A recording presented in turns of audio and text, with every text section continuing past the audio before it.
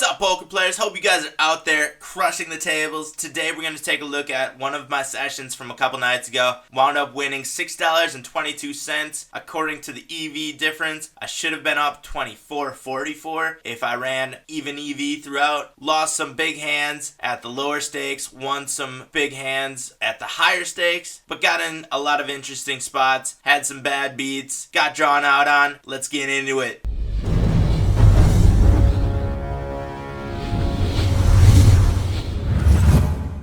Biggest big blind loss of the night came with this hand. We have pocket kings. Looks like we're going to get up against pocket aces in a cooler here. The player to our right just limps. I 5-bet in the cutoff. The player to our left with pocket aces just flat calls. Slow playing his aces a little bit, and the limper to our right also calls. Flop is queen high two-tone, 2 clubs out there, 4-10 in the pot. I bet a little bit more than half pot, and the player to our left makes it about 5x our open bets. Limper folds, comes back to us. At this point, I am thinking about what this player could possibly be playing. He has a pretty low aggression frequency. He has a high VPIP. We don't have a ton of hands on him, but I think that there are a ton of hands in his range that he could be playing this way. Obviously, a set is probably going to be playing this way. I thought pocket queens would probably be 3-betting pre-flop, but maybe not for this player who has a 0% 3-bet pre-flop. I think I probably should have gotten rid of this hand right now. He does have a 100% win when flop raising. Now that I'm looking back at it, I think I definitely should have gotten rid of this one. I thought there was going to be a lot of flush draws in his range, but I don't think this is the type of player to aggressively play a flush draw, or many hands for that matter, with his low aggression frequency. So I think this one should have been a fold. I do, however, just jam here to make any draws that could be out there betting this way pay. And he winds up showing aces. We have kings. Not a great one for us. Don't get there by the river. Lose a large pot. Second biggest loss of the night comes from this hand, also at a 25 NL table. We have pocket queens in the small blind. We have a limp from under the gun +1. I make it 6x to go from the small blind, and this player makes a call. He has a very high VPIP and very low flop fold and bet percentages post flop. Flop is 9 high, 2-tone. I bet a little bit smaller than 2/3 of the pot. Pretty draw heavy board. He just makes a call. I do not believe that 2 helped any hands that could be in his range. Under the gun +1. Little did I know. There's 725 in the pot. This player is essentially pot committed right now. I'm trying to get it all in and make any draws pay here. I think 2-pair queens and 2s are going to be good a lot of the time. He jams all in on the turn after I bet over half pot there. I'm not getting away from this hand being pot committed. He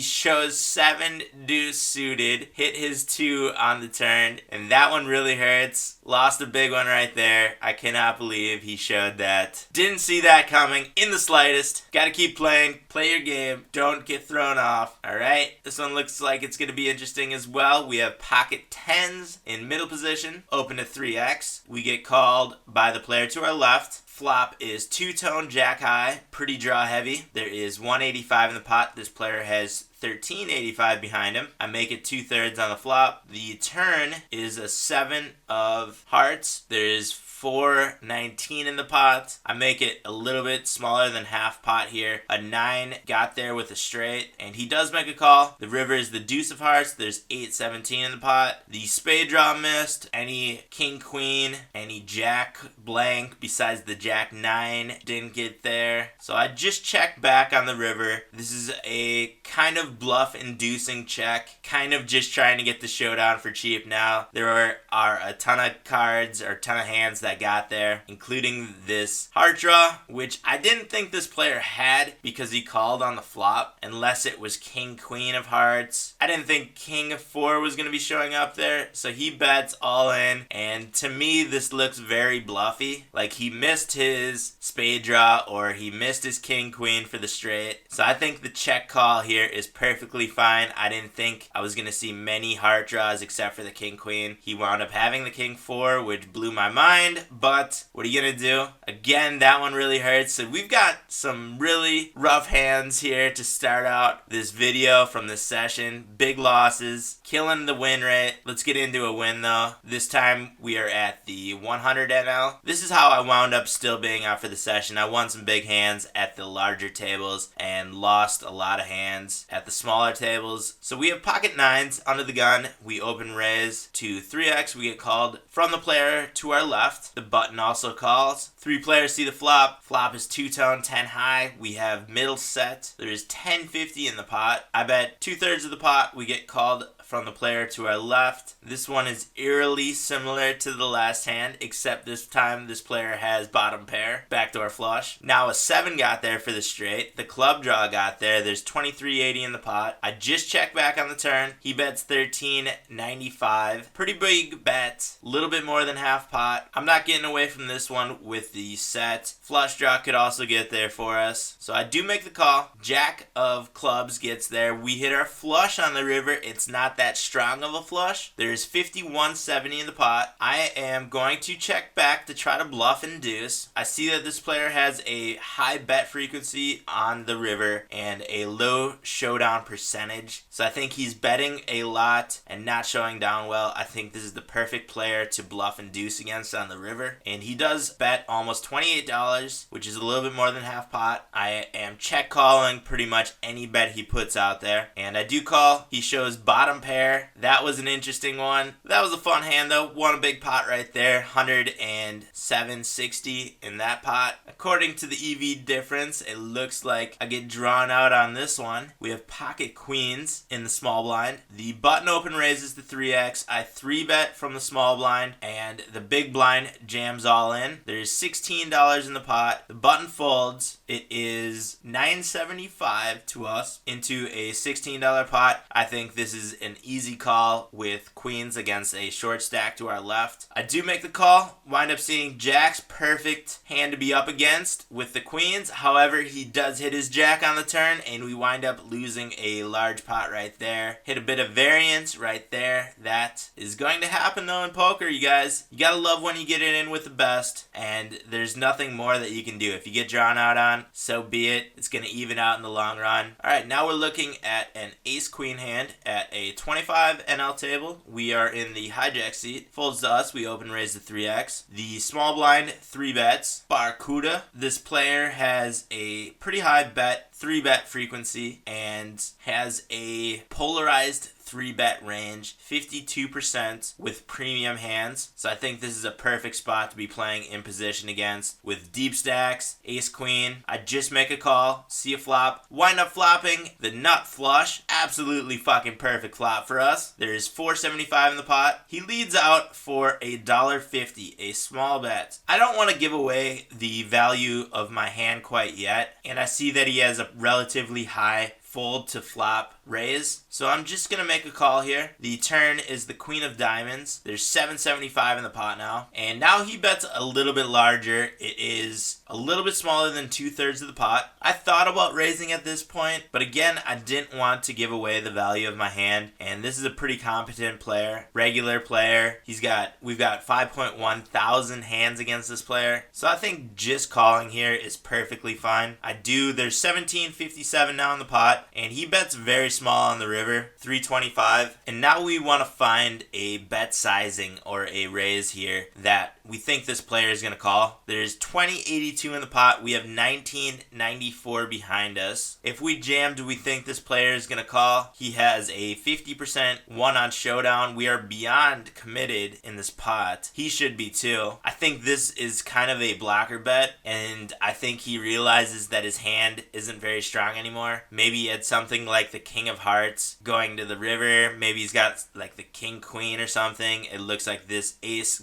scared him a little bit. He backed down and made a smaller bet size on the river. I do jam all in because I see that this player is going to be pot committed, and maybe he'll realize that. Maybe he'll see this as a bluff that missed his flush on the river. I'm hoping he sees it anyway, but he does wind up folding. I think I could have made that bet smaller and gotten a call. Let me know what you guys think about this one. Should I have thrown in some raises on the flop on the turn? Should I have made my bet size smaller on the river? I think there were a couple different places within this hand where I could have taken a different line. We did get some pretty good value out of our flopped nut flush, but I think we could have maybe gotten more value and maybe gotten his entire stack. Let me know what you guys think about this one in the comments section. Here's a fun hand we got in with Eric, who is a regular on America's Card Room as well as a subscriber and regular on DK Poker. Sorry, bud. I know you had a big hand on this one. Not the way you want to be on the video either. It always seems that you're running up against me when I have a huge hand. So we have pocket threes from the hijack seat, open raise to 3x. We get called from the player to our left. ebg807 Eric makes a call on the button as well. And we wind up flopping quads, $1.05 in the pot. We are at a 10 NL table. I open bet here to 36 cents. I am mostly doing this because the player to my left has a very low fold frequency on the flop, and this is a very low flop. Pretty draw heavy. I could see a lot of hands, including just overcards calling here from this player. So I'm trying to build a pot with that bet sizing. He does, however, fold, and Eric makes a call. Turn is the 4 clubs. There's now a $1.77 in the pot. I know that he has a pretty good hand right now. Otherwise, he wouldn't have seen the turn. The 4 probably didn't help many hands. So now I'm going to bet a little bit larger than half pot, since I know that he probably has a strong hand, something like a flush draw with 2 overs. Maybe he's got a pair that's above this board. Maybe he flopped a full house with pocket sixes. He does make the call, and the river is a 5. A lot of straights got there. A lot of flushes got there. We could possibly still get a call from an over pair here. There is $3.57 in the pot. I want to find a bet size that he will make a call here and possibly come back over the top if he did make his hand on the river. So I do $2.60, which is a little bit bigger than 2/3 of the pot, and he does not make a fold. He calls this bet. You'll have to let me know what you had if you want to. If you don't, I get it. No big deal. I'm going to take a guess and say you made your flush at the river, or you had pocket 10s. Ace queen or ace jack diamonds or pocket 10s. Let me know if I got it right. And if you did make your flush, the nut flush on the river, great job reading out what I had and just making a call there and not raising into me. I'm going to throw one more hand in there. Pocket 7s. Pocket 7s could be in there too. Last hand we're going to look at is pocket queens from the small blind. Folds around to the button, who open raises to 2.5x. I 3-bet with the pocket queens to $8.50, a little bit larger than 3x, about 3.5x. Flop is 8 high, 2-tone. There's $18 in the pot. We both have very deep stacks, about 100 and 630 in the effective stack. I bet 925, a little bit larger than half pot. He makes a call. The turn is a 4. I think I should have continuation bet right here, but I do check back. I see that he has high aggression frequency on the turn and pretty high fold numbers on the turn. So I just check back. He makes a little bit larger than half pot bet. I make a call of $20.50. The 7 probably didn't make his hand. I don't see many 7s in his range. I think this player could have a pocket pair above the board, or he missed his flush draw, missed his possible straight draw on the river.